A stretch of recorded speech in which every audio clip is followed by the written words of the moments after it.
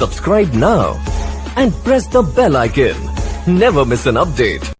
आज के हमारे इस वीडियो का topic difference between lighting arrester and surge arrester, मतलब कि लाइटिंग अरेस्टर और सर्ज अरेस्टर में क्या अंतर होता है। दोस्तों आज का यह टॉपिक काफी ज्यादा इंपॉर्टेंट है, क्योंकि हमारे जो यह सर्ज अरेस्टर और लाइटिंग अरेस्टर होते हैं ये हमारे इंडस्ट्री लाइन में भी और साथ ही साथ हमारे घरों में भी लगाए जाते हैं। और अब जब भी हम इसको देखते हैं और इसके बारे में बात करते हैं तो हम सभी के मन में यही क्वेश्चन आ जाता है कि आखिरकार लाइटिंग अरेस्टर और सर्ज अरेस्टर इन दोनों में अंतर क्या होता है। तो आखिरकार इन दोनों के बीच में क्या अंतर है और इंटरव्यू में आपसे यह सवाल पूछा जाए तो आपको उस समय क्या जवाब देना है, वही आज के इस वीडियो के हम जान लेंगे। तो बिना देरी के वीडियो को स्टार्ट कर लेते हैं। दोस्तों आप इन दोनों के ही बारे में अच्छे से कंप्लीट तरीके से समझ जाओ, इसके लिए हम इन दोनों को सबसे पहले एक एक करके पूरी तरीके से समझ लेते हैं। सबसे पहले हम बात कर लेते हैं कि आखिर लाइटिंग अरेस्टर क्या है। तो दोस्तों जब भी आपको कुछ इस तरीके का एक इक्विपमेंट देखने को मिलता है तो यह जो इक्विपमेंट है इसे ही हम लाइटनिंग अरेस्टर बोलते हैं। अब आखिरकार ये लाइटनिंग अरेस्टर कहाँ लगता है और इसका क्या काम है। तो दोस्तों आप लाइटनिंग अरेस्टर का इंस्टॉलमेंट इस इमेज में देख सकते हैं। इस इमेज से हमें साफ देखने को मिल रहा है कि हमारा जो लाइटनिंग अरेस्टर होता है ये हमारी जितनी भी सभी इंडस्ट्री होती है, आप जिस इंडस्ट्री के अंदर काम कर रहे हैं उस इंडस्ट्री के अंदर आप देखेंगे तो हमारे उस इंडस्ट्री के बिल्डिंग में सबसे ऊपर की साइड में बिल्कुल टॉप एरिया पे हमारे कुछ इस त्रिशूल टाइप का एक इक्विपमेंट को लगा दिया जाता है। और यह जो इक्विपमेंट लगाया जाता है इसे ही हम लाइटिंग अरेस्टर बोलते हैं। लेकिन सबसे ज्यादा जरूरी सवाल आता है कि आखिरकार इसे हम हमारी इंडस्ट्री के अंदर इतनी हाइट पे लगा ही क्यों रहे, इससे हमें क्या फायदा मिल रहा है, इसकी क्या जरूरत है, तो उसे हम देख लेते हैं। लाइटिंग अरेस्टर का उपयोग सभी इंडस्ट्री में, हमारे घरों में क्यों किया जा रहा है, सभी बिल्डिंगों में हाइट पे क्यों लगाया जाता है, तो वो आप इस इमेज से साफ देख सकते हो। इस इमेज के अंदर हमारा पहला केस दे रखा है जिसके अंदर कोई भी लाइटिंग अरेस्टर नहीं लगा हुआ है और दूसरे केस में हमारा लाइटिंग अरेस्टर लगा दिया गया है। अब दोस्तों इस पहले केस में आप देखते हैं तो हमारी जो लाइटिंग स्ट्राइक होती है, मतलब कि आपको पता है कि हमारे जब बादल टकराते हैं, बादल में स्टैटिक चार्ज इकट्ठा हो जाता है, तो उसके कारण हमारी जो बिजली होती है वो बिजली जमीन पर आके गिरती है। तो यह जो इस इमेज के अंदर नीली नीली चीज दिख रही है ये हमारी बिजली ही आके गिरी हुई है। अब इस पहली इमेज के अंदर आप देख सकते हो यहाँ पे इस बिल्डिंग पर किसी भी प्रकार का कोई लाइटिंग अरेस्टर का उपयोग नहीं किया गया है। इसके कारण हमारी जो बिजली आके गिरी है वो डायरेक्ट इस बिल्डिंग की छत पर आकर गिरी है। इसके कारण हमारी ये जो पूरी बिल्डिंग की छत है पूरी तरीके से डैमेज हो चुकी है, हमारी बिल्डिंग डैमेज हो चुकी है। लाइटिंग अरेस्टर ना लगाने के पीछे रिजल्ट में हमको क्या मिला, हमको लॉस मिला है हमारी प्रॉपर्टी के अंदर। लेकिन वही हम दूसरे केस में देखें तो यहाँ पर हमने इस बिल्डिंग पर लाइटिंग अरेस्टर को लगा दिया है, जिसके कारण हमारी जो बिजली गिरती है वो बिजली हमारी इस लाइटिंग अरेस्टर पर गिर जाती है। और लाइटिंग अरेस्टर पर गिरने के कारण क्या होता है, यह हमारे जो इतनी बड़ी आकाशीय बिजली इस लाइटिंग अरेस्टर पे गिरी इसे ये पूरी तरीके से ग्राउंड कर देता है, मतलब कि हमारे जमीन में भेज देता है। आखिरकार ये हमारा लाइटिंग अरेस्टर हमारे लाइटनिंग को डिस्चार्ज मतलब कि ग्राउंड में कैसे भेज रहा है वो हम देख लेते हैं। तो दोस्तों लाइटनिंग अरेस्टर आकाशीय बिजली से हमारे घर को कैसे बचा रहा है तो आप इस इमेज के अंदर देख सकते हो। इसके अंदर हमारे यहाँ पे ऊपर ही ऊपर हमारे घर के टॉप साइड पे हमारा लाइटिंग अरेस्टर लगा दिया गया है।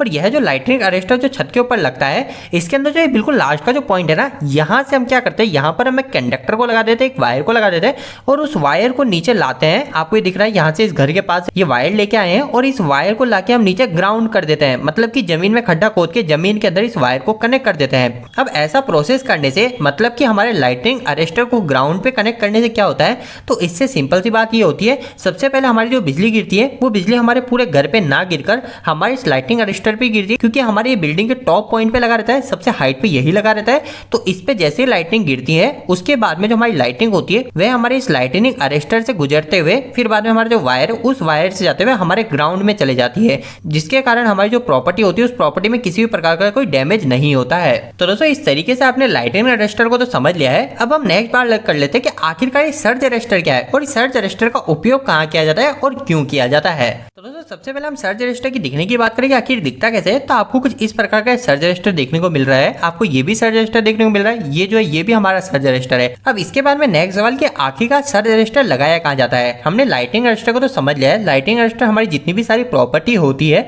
उस प्रॉपर्टी में टॉप पॉइंट पे लगा दिया जाता है, सबसे ज्यादा हाइट पे हमारा लाइटिंग अरेस्टर को लगा दिया जाता है। और खासकर जहाँ पे भी हमारा कोई सोलर पैनल लगाते हैं या फिर कोई ऐसी जगह जहाँ पे हमारी इलेक्ट्रिसिटी फ्लो होने वाली है तो उस जगह सेफ्टी के अकॉर्डिंग हम वहां पर लाइटिंग अरेस्टर को जरूर लगाते हैं। लेकिन अगर हम सर्ज अरेस्टर की बात करें तो सर्ज अरेस्टर का उपयोग आप काफी जगह देख सकते हो, जैसे कि हमारी ट्रांसमिशन लाइन जो होती है उस ट्रांसमिशन लाइन में हमारा सर्ज अरेस्टर लगता है। इसके अलावा हमारे जो सब स्टेशन होते हैं उस सब स्टेशन में भी हमारा सर्ज अरेस्टर लगता है। अगर आप हमारे घर की बात करें तो घर के अंदर भी सर्ज अरेस्टर लगता है, जैसे लाइटिंग अरेस्टर तो हमारे घर की छत पे लगता है, जबकि हमारा जो सर्ज अरेस्टर होता है दोस्तों ये सर्ज अरेस्टर हमारे घर के अंदर कमरों के अंदर लगता है, हमारे मीटर के पास में लगता है। आखिरकार ये कैसे काम करता है और ये क्या क्या फायदा दे रहा है तो उससे हम देख लेते हैं। सबसे पहले बात कर लेते हैं कि आखिरकार सर्ज अरेस्टर कनेक्ट कैसे होता है। तो दोस्तों यह जो आप इमेज देख रहे हो, यह इमेज काफी ज्यादा सिंपल सी है। इस इमेज के अंदर यह जो आपको ब्लैक ब्लैक दिख रहा है, ये हमारा एक कंडक्टर है जिसमें से हमारा करंट फ्लो हो रहा है। और यह जो इस कंडक्टर में से करंट फ्लो हो रहा है, इस कंडक्टर को हवा में लटका के रखने के लिए एक इंसुलेटर का उपयोग लिया गया है। ये जो पूरा है, ये पूरा का पूरा इंसुलेटर है। मतलब कि आप ये समझ लीजिए, ये कुछ भी चीज नहीं है, ये सिर्फ इस कंडक्टर को इस खंबे से दूर रखने के लिए ही लगाया गया है, ताकि हमारा जो कंडक्टर इस खंबे पे टच ना हो और हमें करंट ना लगे। तो ये एक इंसुलेटर है जिसका उपयोग सिर्फ इस कंडक्टर को टांग के रखने के लिए ही किया गया है। इसके अलावा दोस्तों इस इमेज के अंदर हमें एक और चीज देखने को मिल रही है। वो क्या है? वो आपको ये वाला पॉइंट देखने को मिल रहा है। यही है दोस्तों हमारा सर्ज अरेस्टर। अब आप बोलेंगे कि आखिरकार इस जगह सर्ज अरेस्टर क्या कर रहा है, सर्ज अरेस्टर का उपयोग क्यों लिया जा रहा है? तो सबसे पहली चीज तो हम ये समझ लेते हैं कि आखिरकार सर्ज अरेस्टर कनेक्ट कैसे होता है। तो सर्ज अरेस्टर कुछ इस तरीके से कनेक्ट होता है। उदाहरण के लिए मान लीजिए ये हमारा एक फेस सप्लाई का वायर है और इसी के साथ में हमारा एक न्यूट्रल भी वायर है। और इसके बाद में हमने इस फेस और न्यूट्रल पर इस साइड एक लोड को जला रखा है। मान लेते हैं कि हमारा एक सीपीयू है और इस सीपीयू का जो प्रोसेसर है वो काफी ज्यादा सेंसिटिव है। इस कंप्यूटर के अंदर अगर हमारे ज्यादा वोल्टेज चले जाएंगे तो ये कंप्यूटर हमारा खराब हो सकता है। तो इसी चीज से बचने के लिए हम क्या करते हैं, हमारी जो वायर होता है, जो फेस वायर है, इस फेस वायर पर हमारे सर्ज अरेस्टर को कनेक्ट कर देते हैं। अब आखिरकार इस सर्ज अरेस्टर को कैसे कनेक्ट करते हैं? तो काफी सिंपल सी चीज है। आप मान लीजिए हमारा एक सर्ज अरेस्टर है। इस सर्ज अरेस्टर के हमेशा 2 पॉइंट होंगे, नंबर 1 पॉइंट और ये नंबर 2 पॉइंट। अब यह जो हमारे सर्ज अरेस्टर के 2 टर्मिनल है, इनमें से जो हमारा एक टर्मिनल होगा, उस एक टर्मिनल को हम हमारे जो फेस वायर है, जो हमारा लाइन का वायर, इस वायर पे कनेक्ट कर देंगे। तो अभी मैंने क्या किया, इस फेस वायर पे हमारे सर्ज अरेस्टर को कनेक्ट कर दिया।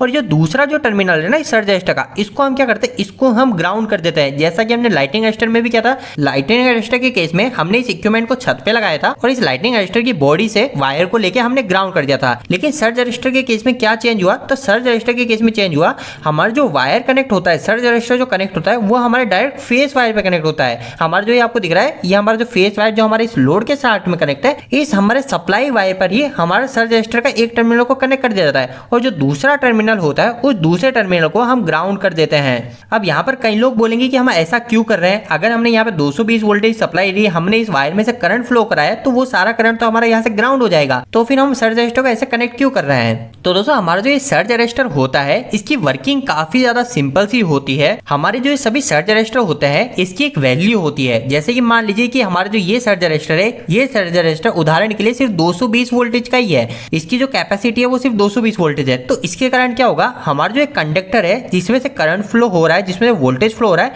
अगर इसमें से 220 वोल्टेज के ऊपर वोल्टेज फ्लो होने लग जाएंगे, अगर इसमें से 220 के ऊपर 250 वोल्टेज फ्लो होने लगे, तो उसके कारण क्या होगा, हमारा जो सर्ज अरेस्टर होगा, ये सिर्फ 220 वोल्टेज को ही आगे फ्लो होने देगा। इसके ऊपर जो भी 30 वोल्टेज है, उस 30 वोल्टेज को सर्ज अरेस्टर हमारे ग्राउंड कर देगा। अब आप बोलेंगे कि आखिरकार इसमें सर्ज अरेस्टर हमारा कैसे ग्राउंड कर रहा है? पहले केस में हमने देखा कि हमने सर्ज अरेस्टर पे यहाँ पे ग्राउंड को वायर को कनेक्ट किया, जबकि इसमें क्या है, तो इसमें भी आप देखेंगे कि हमारा जो ये वायर दिख रहा है आपको, ये हरा आ रहा है, ये ग्राउंड का ही वायर है। यहाँ पे इस खंबे को ग्राउंड वायर से कनेक्ट रखा है। तो ये जो सर्ज अरेस्टर का दूसरा टर्मिनल है, ये हमारे इस ग्राउंड से कनेक्ट है। अगर हमारे इस कंडक्टर वायर में से 220 वोल्टेज के ऊपर वोल्टेज फ्लो होंगे, तो हमारे सर्ज अरेस्टर जो भी उससे ज्यादा वोल्टेज होंगे, उसे हमारा डायरेक्ट ग्राउंड कर देगा। अब आखिरकार ऐसा करने से हमें क्या फायदा मिलता है? तो ऐसा करने से हमें यही फायदा मिलता है कि इस वायर पे जो एक कंडक्टर है, इस कंडक्टर पर जो भी हमारा आगे लोड कनेक्ट होगा, अगर उसकी कैपेसिटी 220 वोल्टेज है, तो उस उपकरण को सिर्फ 220 वोल्टेज मिलेंगे। अगर उस उपकरण में ज्यादा वोल्टेज जाएंगे, तो हमें ही पता है उस उपकरण में प्रॉब्लम आ सकती है। अब वोल्टेज ज्यादा जाने के कारण क्या प्रॉब्लम आ सकती है, तो ये भी आपको पता होना चाहिए। सबसे पहली और मुख्य प्रॉब्लम तो ये आ सकती है कि हमारा जो उपकरण है, उसका आगे जो इंसुलेशन है, वो इंसुलेशन पूरी तरीके से फेल हो जाएगा। और सेकंड चीज, हमारे उस उपकरण का टेम्परेचर बढ़ जाएगा। टेम्परेचर मतलब उसका तापमान बढ़ जाएगा और वो हमारा उपकरण मेल्ट भी हो सकता है, जल भी सकता है। तो दोस्तों यही हमारा सिंपल सा सर्ज अरेस्टर होता है। आपको आखिरी में सिर्फ इतनी सी बात का ध्यान रखना है कि हमारा जो लाइटिंग अरेस्टर होता है, उस लाइटिंग अरेस्टर को हम हमारी बिल्डिंग के बिल्कुल टॉप पोर्शन में लगाते हैं। मतलब कि हम हमारे आउटसाइड में लाइटिंग अरेस्टर को लगाते हैं और यह लाइटिंग अरेस्टर आकाशीय बिजली से हमारी प्रॉपर्टी को, हमारे इक्विपमेंट को और हमें सुरक्षा देता है। लेकिन अगर हम सर्ज अरेस्टर के उपयोग की बात करें, सर्ज अरेस्टर का मुख्य काम हमारे इक्विपमेंट की सेफ्टी होता है। सर्ज अरेस्टर का काम आप इसके नाम से ही पता कर सकते हैं। यहाँ पे जो सर्ज लिखा हुआ है, सर्ज का मतलब होता है एकदम से किसी चीज का बढ़ जाना। जैसे कि हमारे इस वायर में से 220 वोल्टेज ही जाने चाहिए,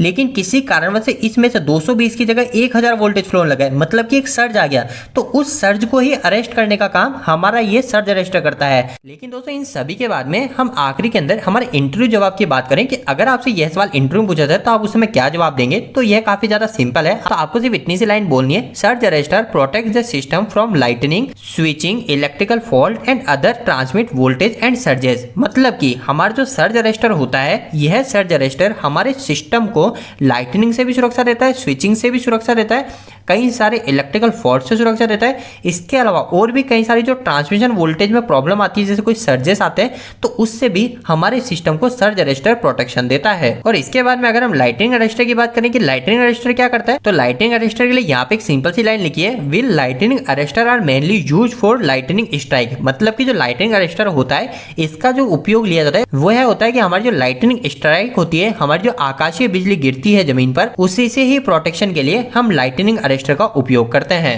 तो दोस्तों आज का यह वीडियो थोड़ा सा बड़ा बन गया, लेकिन मैं उम्मीद करता हूँ इस वीडियो के माध्यम से आपको कहीं ना कहीं कुछ बेहतर जानकारी मिली होगी। आपको ये वीडियो कैसा लगा, इस वीडियो को लाइक करके जरूर बताएं। अगर आपका कोई भी सवाल इस वीडियो के प्रति इलेक्ट्रिकल वीडियो, आप मुझे नीचे कमेंट बॉक्स में कमेंट करके पूछ सकते हैं। इलेक्ट्रिकल वीडियो पसंद करते हैं, आज हमारे चैनल को सब्सक्राइब कर लीजिए। आज के लिए इतना ही, धन्यवाद।